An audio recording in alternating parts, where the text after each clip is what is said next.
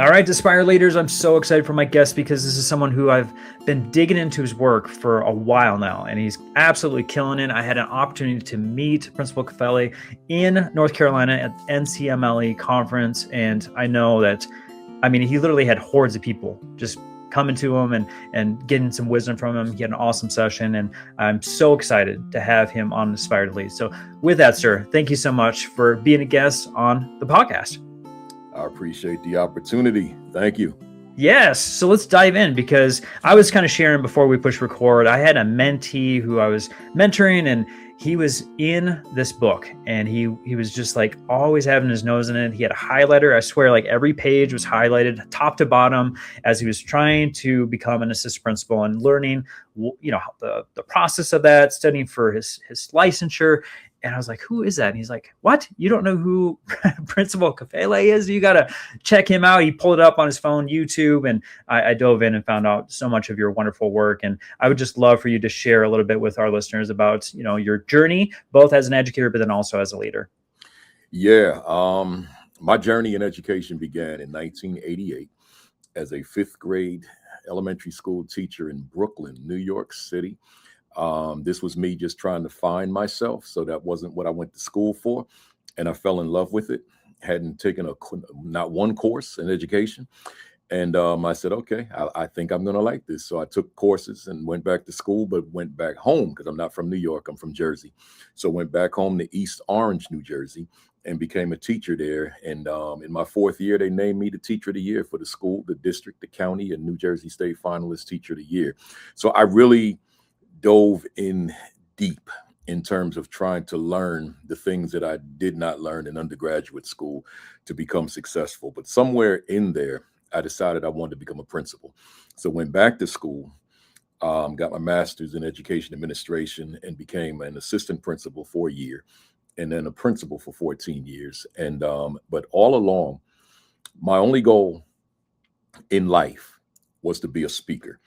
Not a consultant, which I am one, but a speaker, because the people that I admired most held microphones in various different capacities. But I had no story. I had nothing to talk about. So I put it on the back burner and did it on the side. So when I say the side, I by the time we got to 2011, when I left my principalship, I had done it probably over 1,000 times. And so that was my side. Not making any money, just out there trying to build a name for myself, and then left my school in 2011, my high school, and been out here in these speaker streets since 2011, past 15 years. That's incredible. Yeah, I love that you say 1,000 times as a side gig. That's funny. Yeah.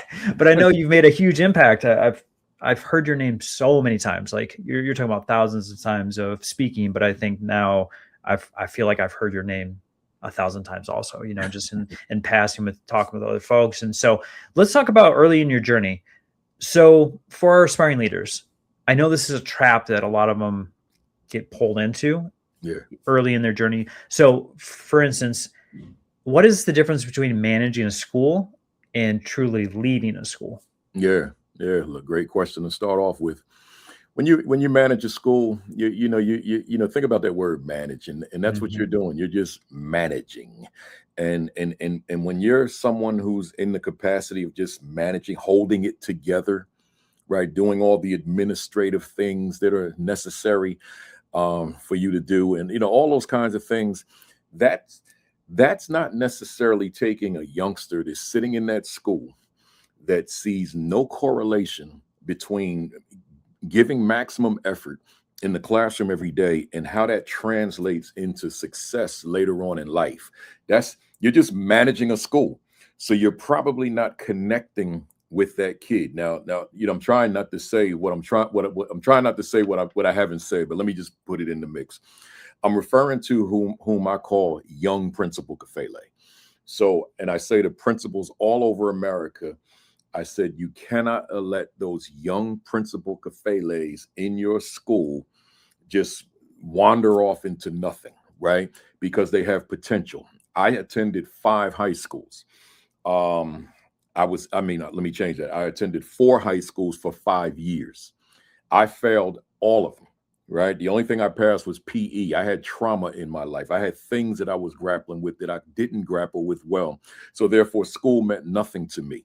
So I graduated in 5 years. But they probably could have kept me for 6, but just said go, right? So I don't think I had the credits to graduate. That's what I'm saying. So then for the next 5 years, I do absolutely nothing. Right, nothing. I don't do. Well, let me put it this way: I do absolutely nothing, but the things I did do, I don't want to put on this recording. Right. Sure. So, in terms of just the foolishness. So anyway, I get tired of that kind of living. 10 years, and decide to go to college and study business, and hence the reason I didn't study education. But I graduate summa cum laude, and coincidentally from the school you see on my chest here, Kane University here in Yeah. Jersey. So here's the thing. I didn't get smart. It was in me, but there was nothing or anybody that could tap into me and bring it out of me.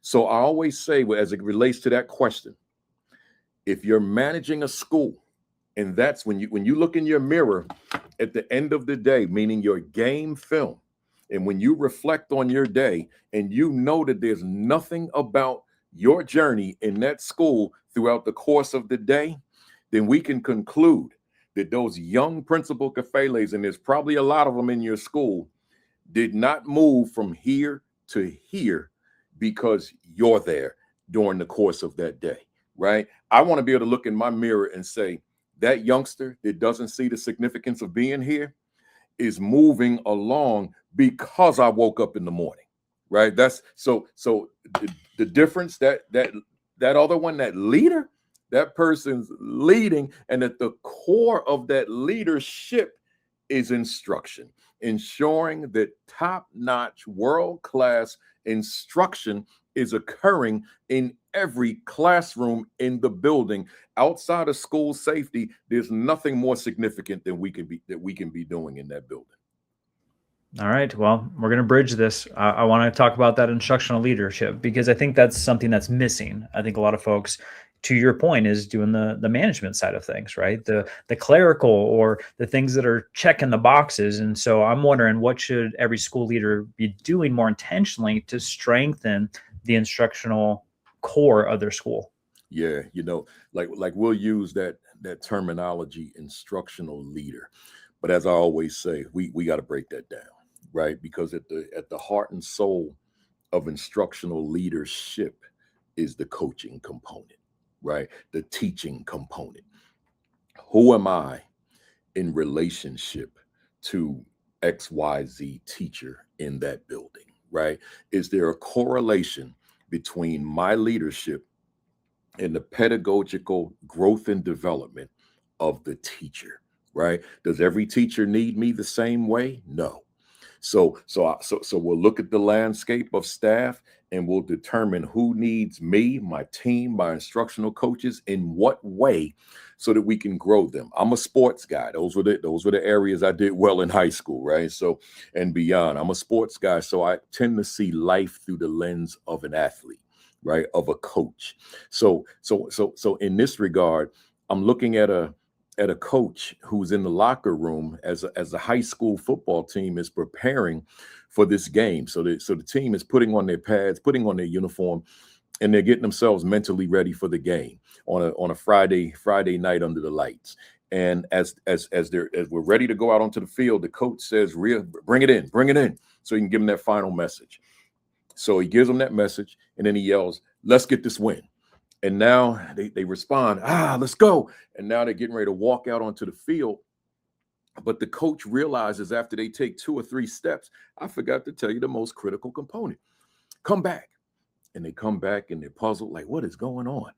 And coach says, fellas, I forgot to tell you, throughout the course of this game, if you need me or any of the assistants, come back. Let us know what the concern is. We'll respond, and then you go out there and get this win. So now in the game, the offense is on the field, the defense is on the sidelines with second and third stringers, but the adults, the coaches, are not there. They're in the locker room. So I typically say to my audiences, I say, I don't have to ask you if you've ever seen that before, because you haven't. We've never seen that. But if you switch genres and go to the school, we can say, oh, we that's pretty ordinary. We see that all the time because the teacher is the athlete, the head coach is the head coach is the principal, and the assistant coaches are the assistant principals. So we know that a teacher, even a struggling teacher, can go a full year, and with the exception of a formal observation, formal evaluation, can go a full year with zero interaction, zero coaching at all. And we wonder, we scratch our heads, what's wrong with young Principal Kafele? Well, he's in a classroom with an ineffective teacher who's probably going to be rewarded at the end of the year with a satisfactory evaluation. Such a good analogy.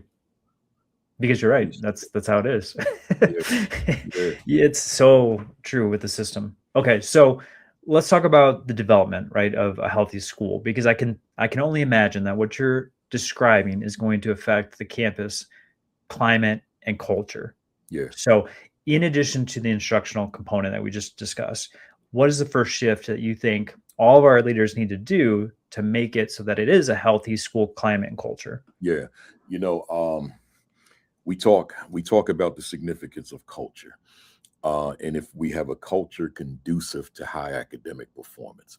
But there's another way in this regard that I talk about culture, and that's a culture of instructional leadership, right? Does that culture exist where we've literally brought the teachers in, that they have bought in or adhered to or just gravitated to the fact that this model that we have in place, where I'm engaging in discussion, interaction, conversation with my evaluator of record, my supervisor, or instructional coach, this is making me better at what I do, because there's another set of eyes on my pedagogy in the classroom. There's a conversation that's occurring before this leader even steps into my classroom, so that we can discuss this thing that I'm struggling with, inclusive of suggestion or strategy as to how I can become better. Which begs the question, as leader, do I bring strategy that goes beyond who I was as a classroom teacher? Because imagine the only thing that I can offer is what I used to do. Well, if that teacher is identical to you relative to personality, worldview, and I can go on, then maybe your strategies will work. But let's say that you're like myself, an inner city guy. You've got your particular agenda, mission, personal vision in terms of what it is you're trying to accomplish. Like for, just to make that concrete, my school was the same city I grew up in, right? The same city I was born and raised in. So therefore, my work was only partially professional.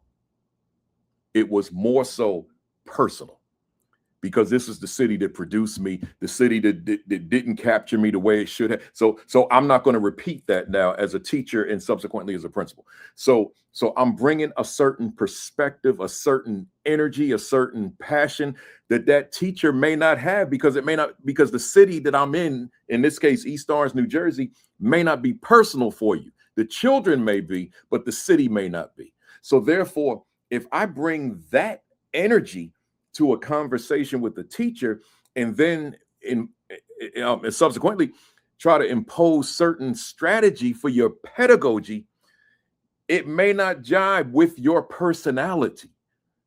So like the way I'm talking on here right now, because my passion comes out anytime I'm talking education. This is not for everybody, right? Everybody's not going to be as passionate when they're talking about education.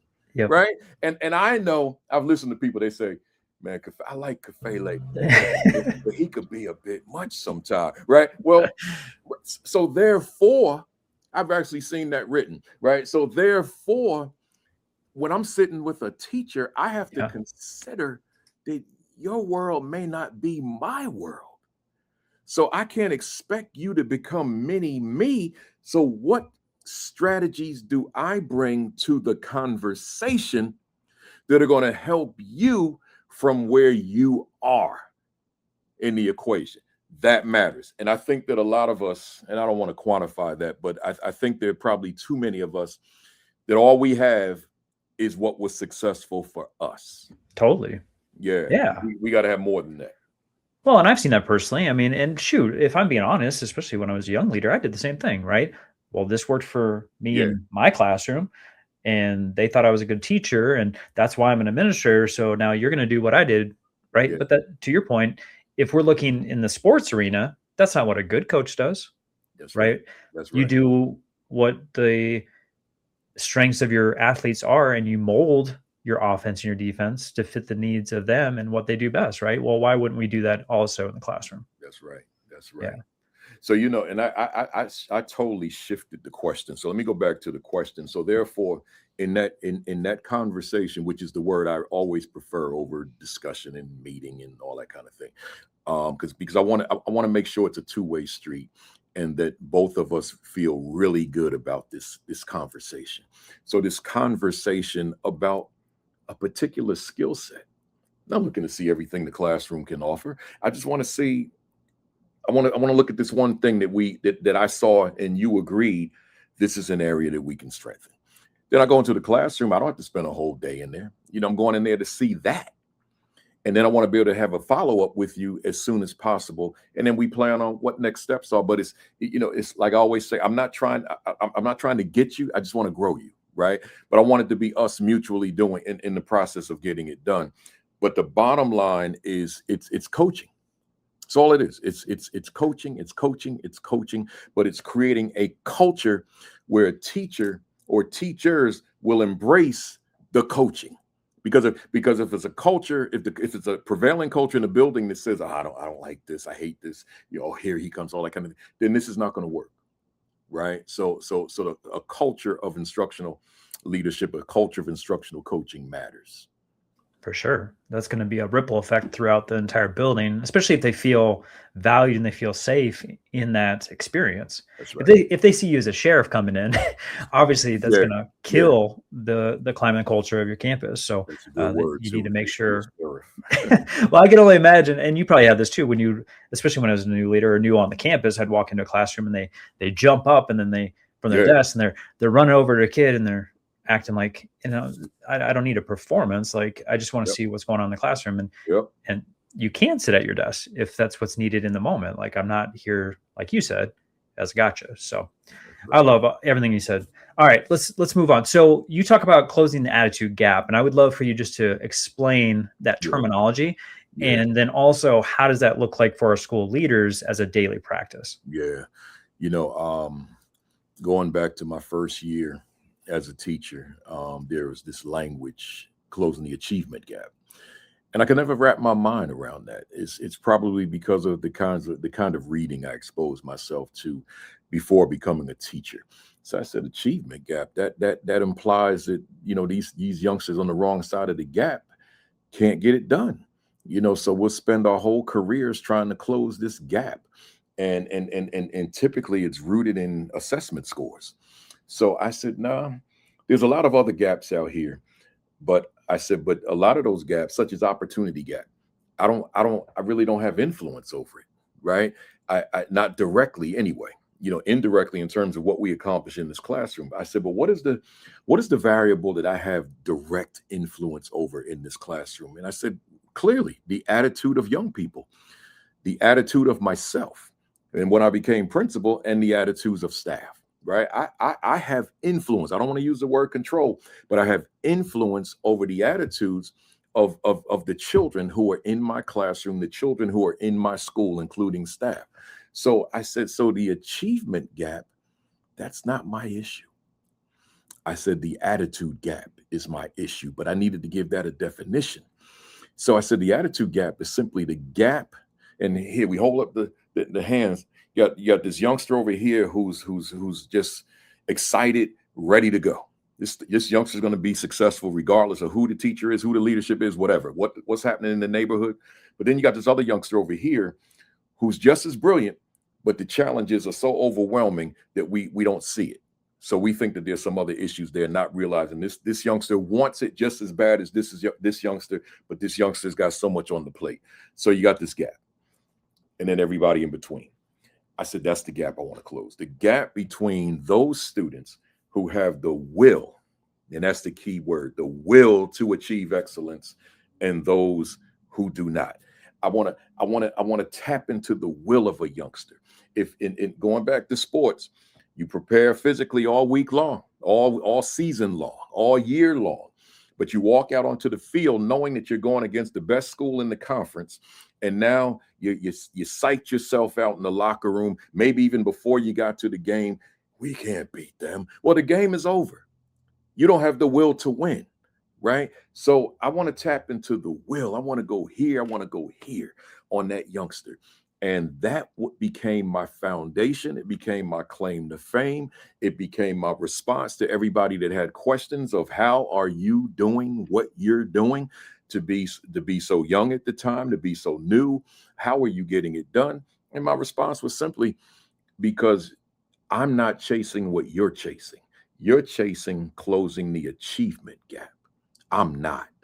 I'm chasing closing the attitude gap. We're not playing on the same field. So I'm getting different results from you, period. End of story. And as I always say, drop the mic. I love it so much. Yeah, two different playing fields. All right. Yeah. So, Principal Kafele, I want to talk about some of the misconceptions early. You talked about your younger self, and Yeah. I know for myself there were traps and sinkholes that I was falling in constantly and tripping on. And so you had said control versus influence. And I know I had this whole misperception of like, well, if I just say to do it, they're just going to do it, right? That's the control piece versus obviously there's a much deeper piece of influence and leadership. But were there any things that tripped you up early in your career? Yeah, whole lot. One was the misconception that the role of a assistant principal was to be a disciplinarian. So I walked right in there, and that was my assignment. And the culture was such that it kept me busy all day long, from the time I walked into the building until the time the students left the building. So, but my superintendent knew my skill set from the classroom. So once we finished that year, he called me. He said, "Let's go. We're getting ready to make that move," even though I got an interview with everybody else. And you know how that works. So I became principal of the same school. But what did I know about principal leadership? I wasn't exposed to anything except discipline, cafeteria duty, bus duty, and the inventory clerk for the teacher's supplies, right? So that's all I knew. So I had to figure it out.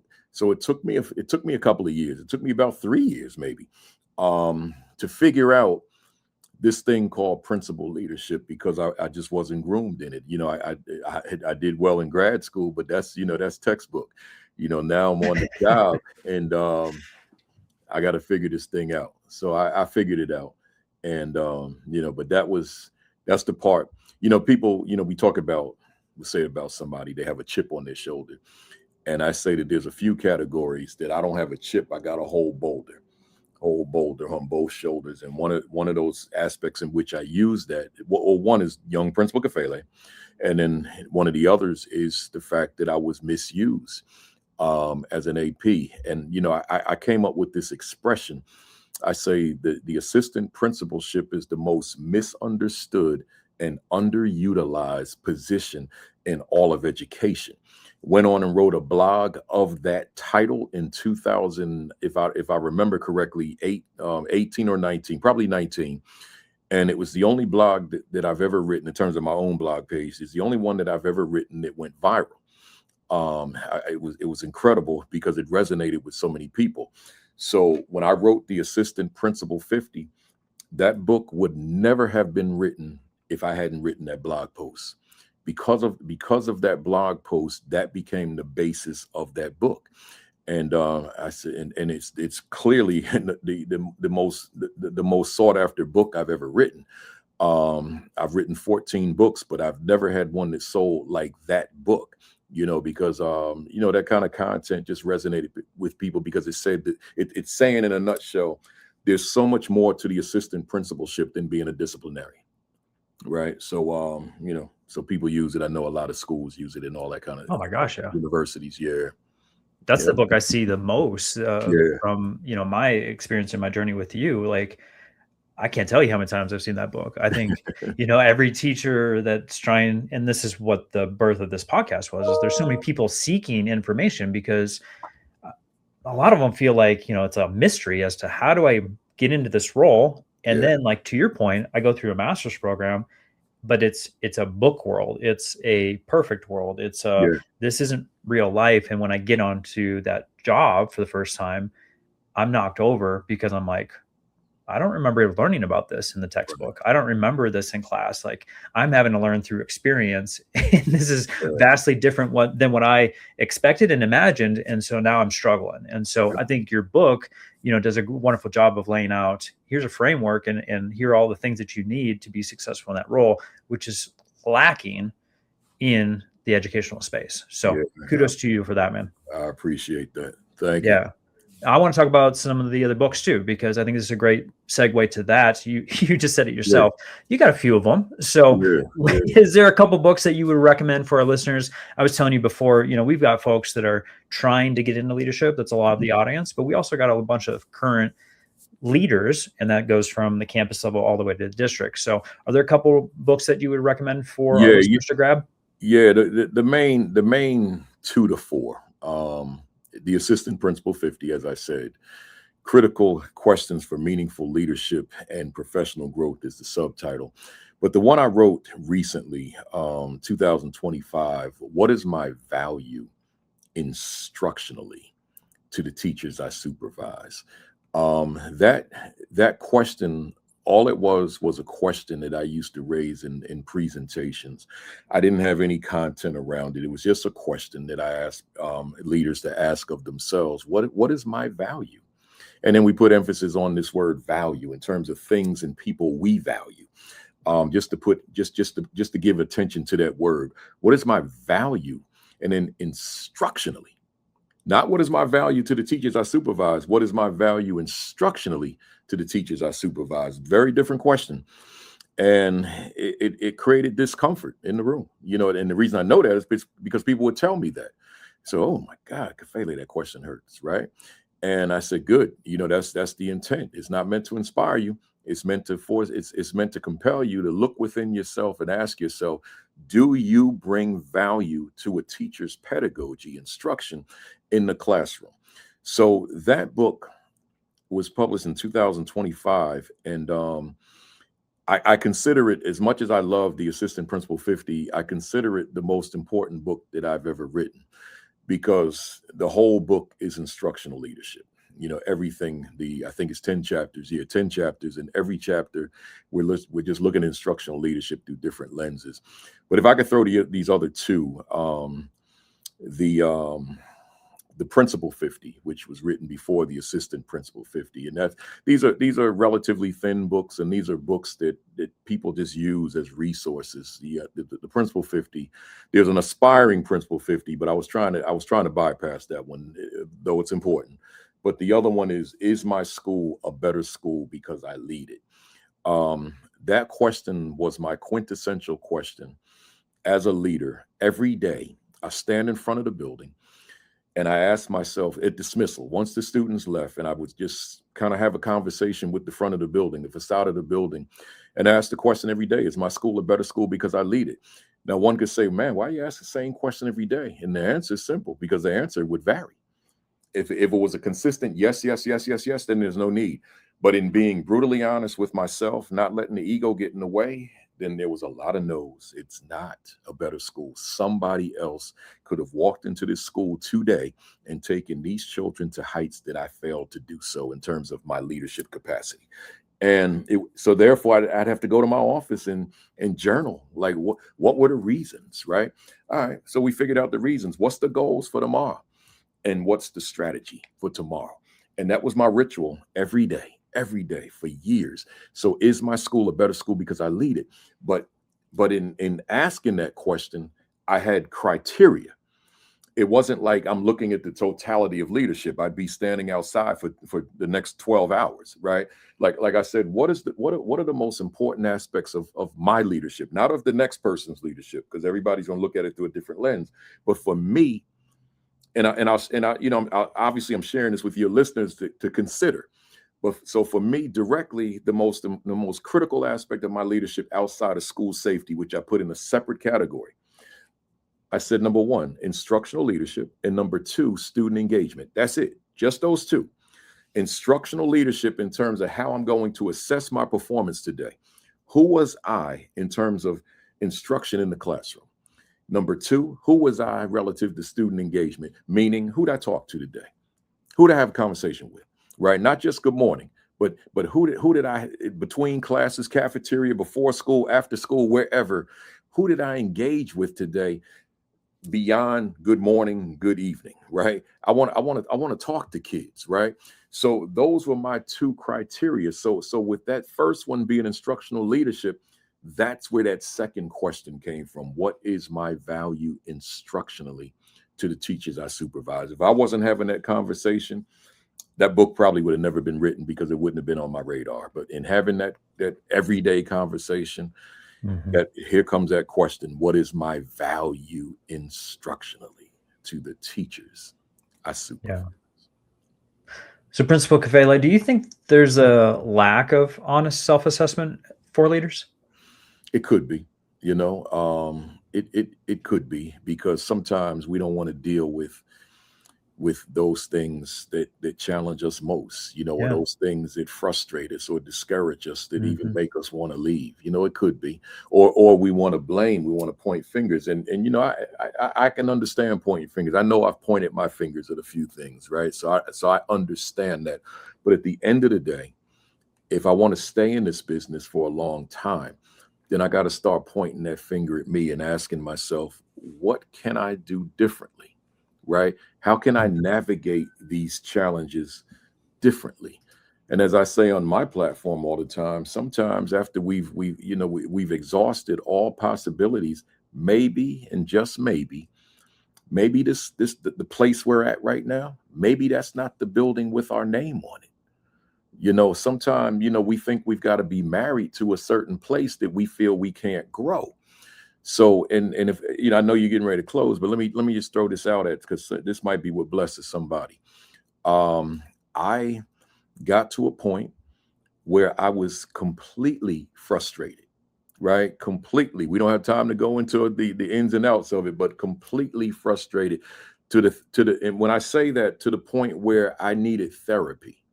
Right, as I would think many of us as principals and APs probably need therapy, but would never seek it out. Right, so I probably needed therapy. So I got recruited to another district, and I fought it because I wanted to stay where I was born and raised. Right, so but they kept calling. They knew my work. I said, okay. They said, come on down here and start over. Got a school for you, lowest performing school in the district. This is where you want to be. It's got your name on it. I said to myself, I'll stay here for 1 year. Never worked in a high school in my life. I'll stay here for 1 year, get a high school on my resume, because I know I'm going to be a speaker.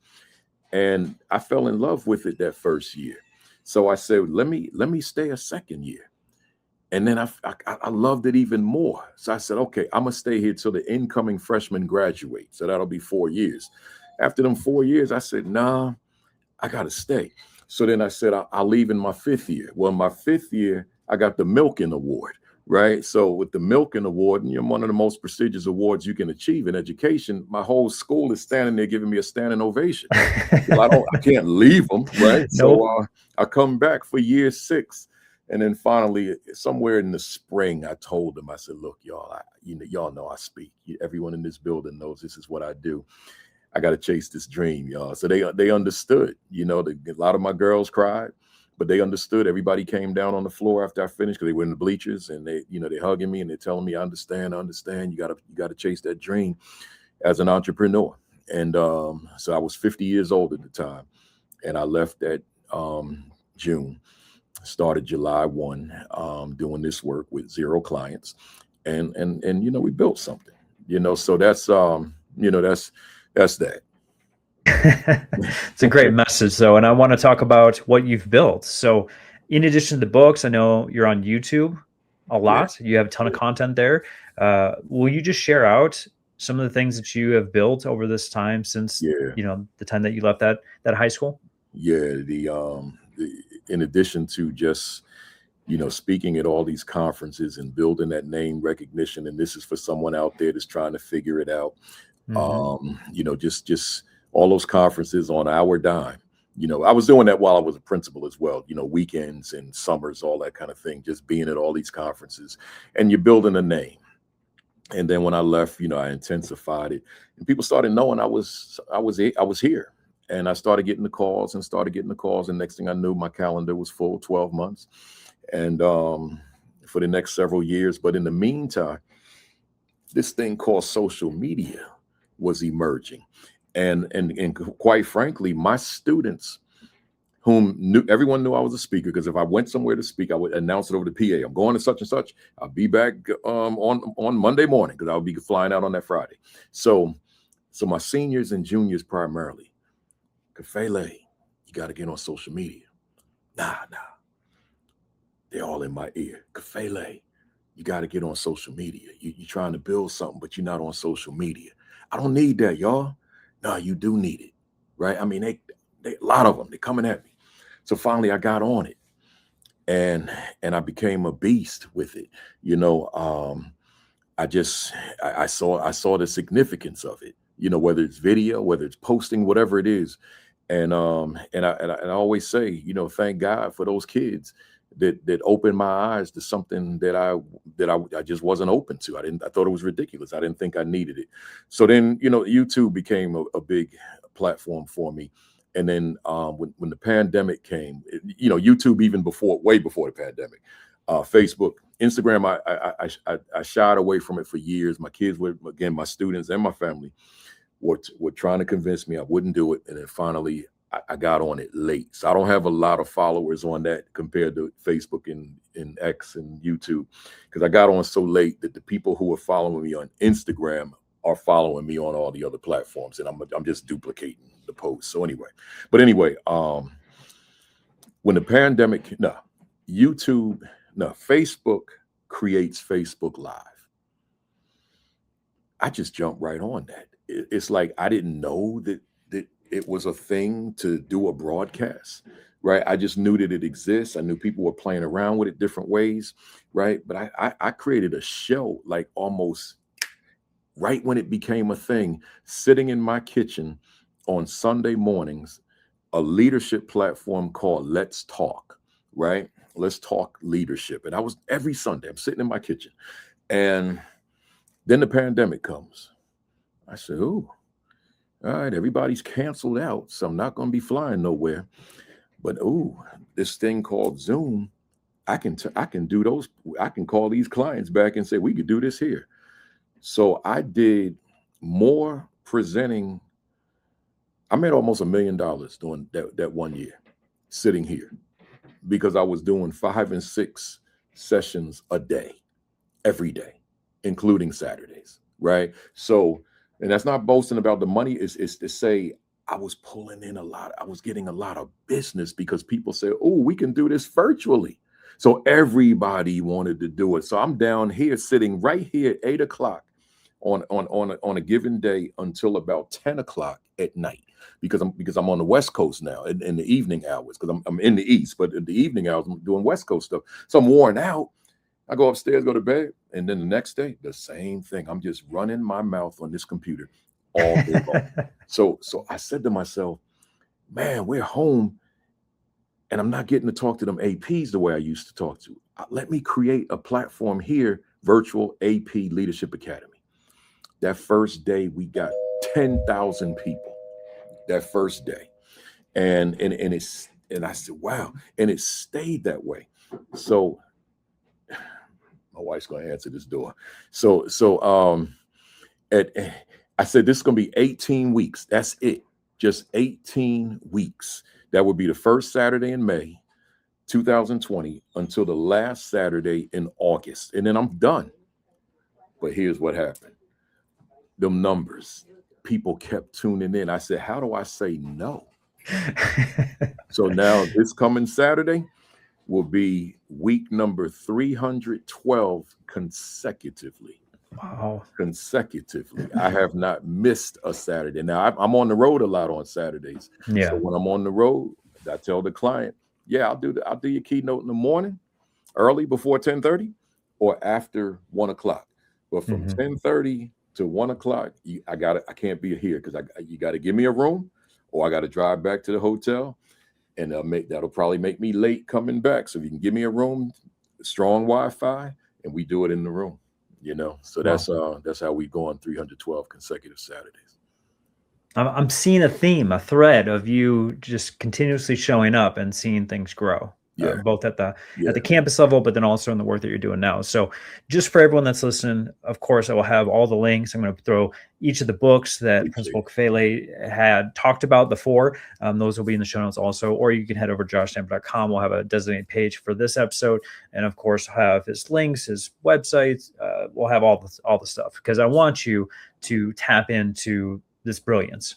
This is just a small snippet of what is to offer. And this guy is amazing. I've seen it personally, but I've also seen all the amazing content. So I want you to connect. I want you to ask questions. I want you in those communities, especially if you're seeking to aspire to be a leader, because like I said, there's a ton of wisdom right here that you can tap into, and a lot of them are free, right? The YouTube, the books free. Obviously are going to be a cost, but a very minimal in the concept of the amount that you're going to gain from these wonderful resources. So I'm going to close this out real quick.